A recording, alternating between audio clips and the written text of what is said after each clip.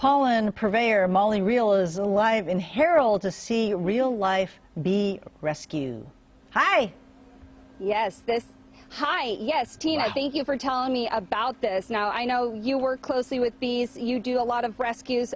What's happening today is there are about 8 hives in this building right here that are getting ready to be rescued by a beekeeping. Oh, you found a queen. That's amazing. They found a queen, guys. Yay. So this is Blake, Whoa. and he is with he's the Sacramento beekeeper. Tell us what's happening here today, Blake. We got called here for a building that's going to be demolished soon, and we're going to be removing all the hives out of here. That way they don't get destroyed when the building's demolished. Okay, because if this building was demolished, I mean, you said you have about 8 hives here.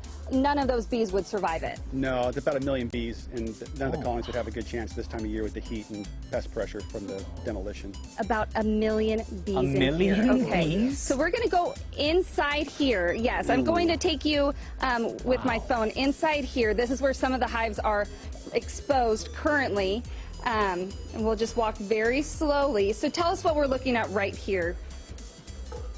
So Matt's got a big chunk of honeycomb that he pulled out of the top there, and the bees store their honey separately from where they keep the bees, the developing bees.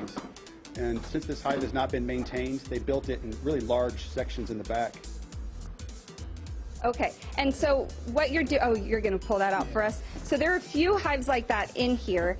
So what you're doing, like, explain the process of what's happening.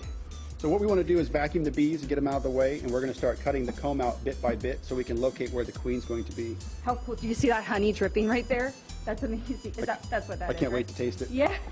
Okay, so once you vacuum some of the bees out safely, in a very safe way, Yes. and then you will take the honeycomb and you will put those in new boxes because they need those comb. Exactly. The bees spent a lot of effort and time to get all the honey stored up and build the comb. That's what they're going to use for winter. So when we remove the honeybees, we also want to take their food supply and bring it with them.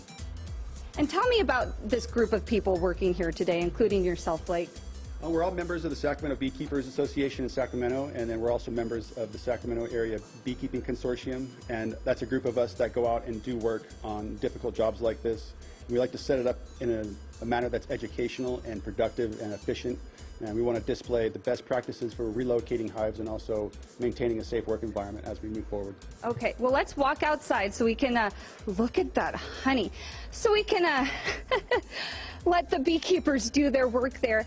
Okay, so this is a real-life situation that happens. People do find bees in their homes. What should they do if this happens so that they don't, you know, a hive doesn't get lost?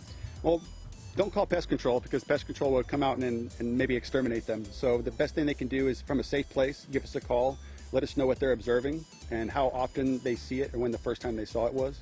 And the more information we can get from a caller in terms of pictures and information, the better idea we can have to go in there and solve the problem. All right. Thanks for taking us inside. That was very cool. I mean, it was a little bit I conquered some fears there. There's 100,000 bees flying around the room right now. About 100,000 bees. I don't know how clearly you could see them, but I sure could.